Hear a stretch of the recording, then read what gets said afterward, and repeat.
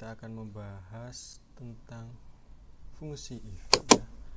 Kita lihat dulu, nanti pembelajarannya bisa membuka materinya di padlet.com iduzodi/informatika. Ya, di sini nanti ada beberapa modul-modul atau bahan ajar yang bisa di-download ataupun dibuka. Oke. Apa sih fungsi if? Nah, saya ambil dari support Microsoft.com. Di sini fungsi if atau rumus bertumpuk dan menghindari kesalahan.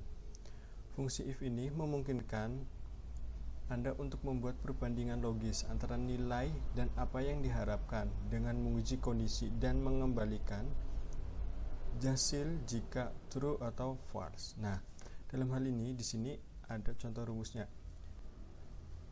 yaitu sama dengan if sesuatu adalah benar, lakukanlah sesuatu, jika tidak lakukan hal lain.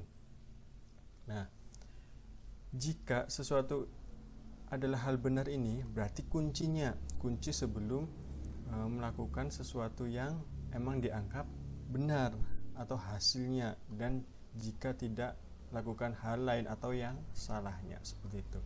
Nah, oleh karena itu di sini pernyataan if dapat memiliki dua hasil. Hasil pertama jika perbandingannya benar, dan hasil kedua jika perbandingannya salah. Pernyataan if sangat kuat dan membentuk dasar dari banyak model lembar bentang. Namun pernyataan ini juga merupakan penyebab utama dari banyaknya masalah lembar bentang. Secara ideal pernyataan if harus berlaku terhadap kondisi minimal seperti pria, wanita, ya, tidak, mungkin, ya. Berarti di sini itu fungsi if-nya ada yang berulang, ada yang hanya 2 kali atau 3 lebih fungsi if secara bersamaan. Oke. Kita langsung saja ke contohnya ya. Saya di sini mencontohkan ya, rental laptop. Nah, di dalam tabelnya di sini ada nomor, nama penyewanya, kode laptop, jenis laptop, lama sewanya berapa, tarif per jam, biaya sewa, denda, dan jumlah bayar. Ya. Dari ini kita harus fokus ke keterangan soalnya. Yang pertama di sini kode merek laptop. Nah, di sini kan kode laptopnya ini disingkat semua. Jadi kita harus tahu dulu. AU berarti sama dengan Asus, LN-nya Lenovo, SS-nya Samsung, HP-nya berarti HP ya. Nah, sedangkan untuk tarif per jamnya berarti untuk mengisi dari tiap kolomnya kita harus tahu keterangan soalnya. Di sini ada 5 soal ya. Oke. Kita contohkan if berulang yang pertama. Nah, di sini jenis laptop. Nah, kita lihat dulu untuk memunculkan nama laptopnya berarti kita harus tahu kuncinya atau letak yang mau kita ambilnya. Di sini ada di kode laptop. Nah, kode laptop ada di C5. Berarti untuk menuliskan rumusnya sama dengan if ya. Nah, di sini udah muncul otomatis ya. If logical test berarti pernyataan yang benarnya atau kuncinya. Kita ambilnya dari C5. Klik dulu. Jika C5 sama dengan AU ya, maka hasilnya Asus.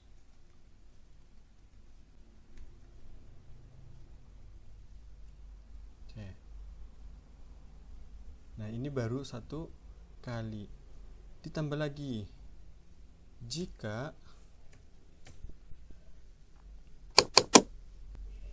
ya, C5 sama dengan LN ya, maka hasilnya Lenovo. Kita coba terlebih dahulu apakah berhasil kalau kita tanda petiknya hanya di pernyataan yang benarnya. Kita klik enter. Di sini ada formula yang miss atau kurang ya, berarti tinggal lihat lagi. Nah, di sini nih ditambahkan tanda kutip ya di dalam pernyataannya. Kita klik false. Nah, kenapa false? Karena kode HP kita belum masukkan di dalam rumusnya. Nah, kita tambahkan kembali. Jika lagi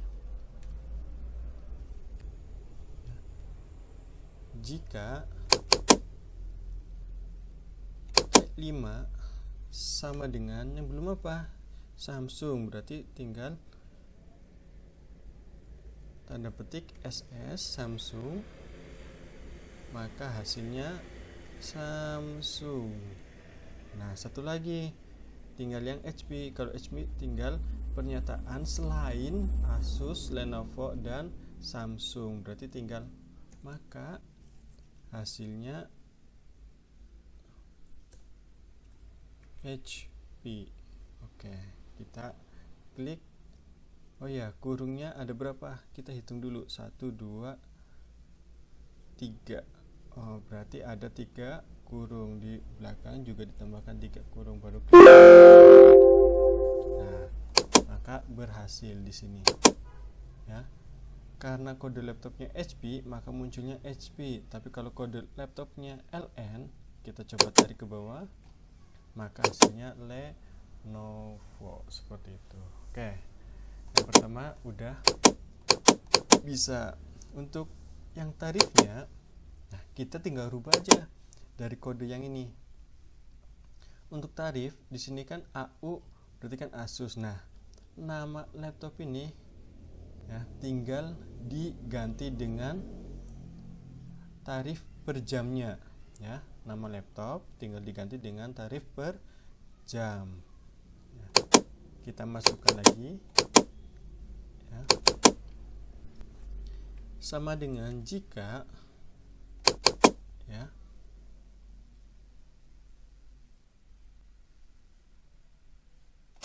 kuncinya diambil dulu. Jika C5 sama dengan AU ya, AU, maka hasilnya AU di sini berapa harganya? Oh, 10.000, berarti tinggal ketik 10.000. Ditambah lagi jika ya LN ya C5 sama dengan LN, maka hasilnya 12.500. Ditambah lagi jika C5 sama dengan SS ya, yang ini SS,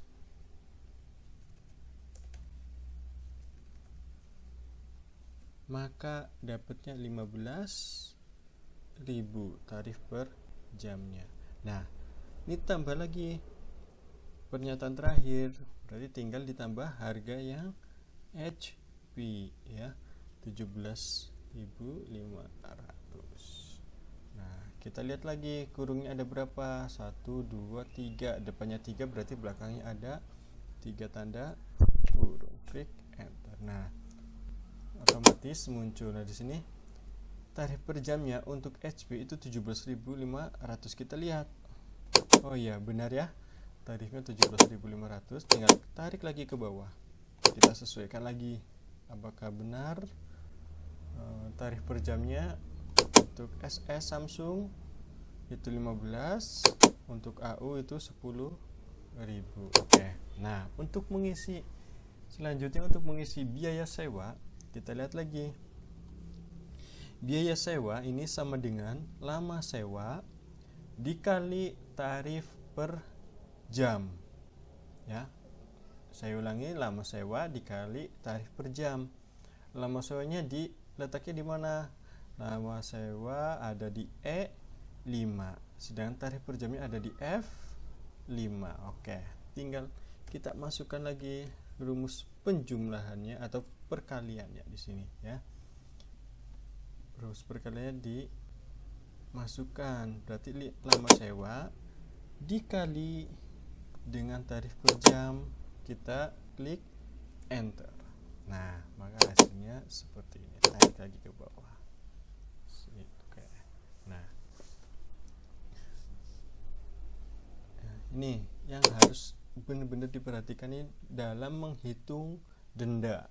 Ya, dalam menghitung denda ini diisi dengan fungsi if dengan ketentuan sebagai berikut. Jika lama sewa lebih dari 24 jam, maka kena denda 5% dari biaya sewa. Nah, 5% dari biaya sewa itu gimana? Berarti cara perhitungan 5% dari biaya sewa itu sama dengan biaya sewa ya dikali 5%. Maka nanti di situ ada 5% ya hasilnya gitu. Oke, kita coba masukkan menggunakan fungsi if-nya. Jika ya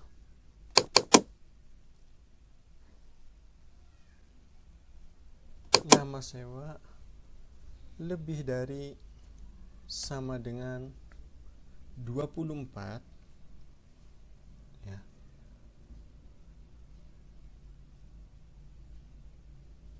maka hasilnya 5% ya dikali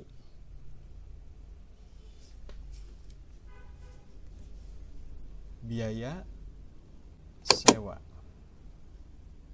Oke. Nah, ini baru yang pernyataan benarnya. Jika pernyataan salah, maka hasilnya 0.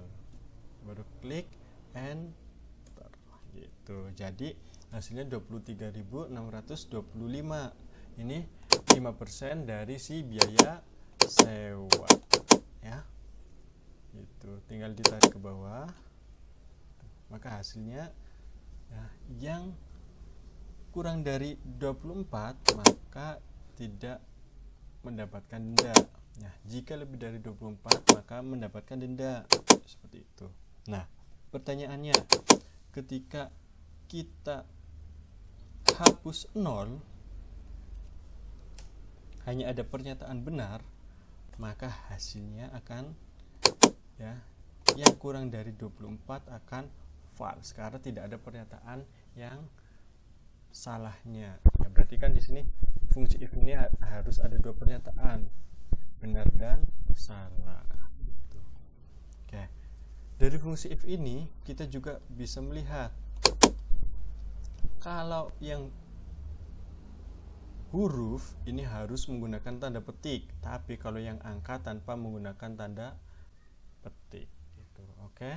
Nah, ini kita tinggal jumlahkan saja. Jumlah bayar di sini biaya sewa ditambah dengan denda. Tinggal sum biaya sewa ditambah denda. Kita enter. Tarik ke bawah. Ya. Nah, ini Rahmat ya harus membayar sejumlah 496.125 rupiah sampai dengan si Rinanti. Rinanti ini hanya membayar sewanya 150.000.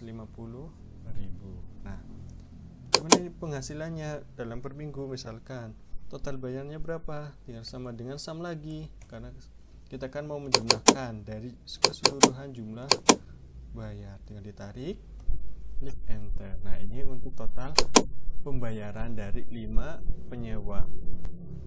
Untuk rata-rata kita ingat-ingat lagi rumus rata-rata itu menggunakan average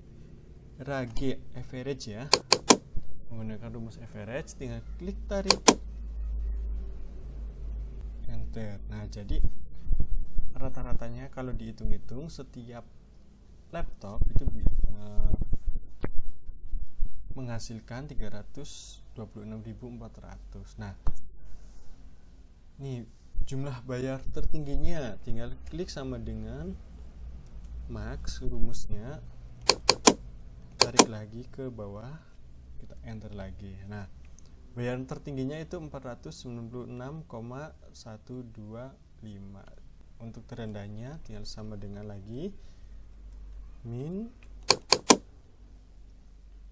tarik ke bawah, enter, seperti itu. Nah, jadi di sini ada yang pertama fungsi if, ya, fungsi if untuk hurufnya, untuk mengetahui jenis laptopnya yang ini. Untuk tarifnya tinggal diganti menggunakan angka tanpa menggunakan tanda kutip, ya. Biaya sewa tinggal dikalikan tarif per jam dikali lama sewa, gitu. Untuk dendanya, ya, untuk dendanya itu jika lama sewanya lebih dari 24, maka hasilnya 5%, ya, dikali biaya sewa. Jika kurang dari 24, maka hasilnya 0, seperti itu, ya. Itu. Nah, untuk penjumlahan seperti biasa, ya, tinggal menggunakan sum dari kolom berapa sampai ke berapa, tinggal ditarik ke bawah. Total bayar juga sama menggunakan rumus sum, rata-rata menggunakan average, bayaran tertinggi menggunakan max, bayaran terendah menggunakan minimal atau min. Oke, pertemuan kali ini sampai sekian. Terima kasih. Misalkan mau tanya-tanya tinggal di kolom komentar. Nah, assalamualaikum warahmatullahi wabarakatuh.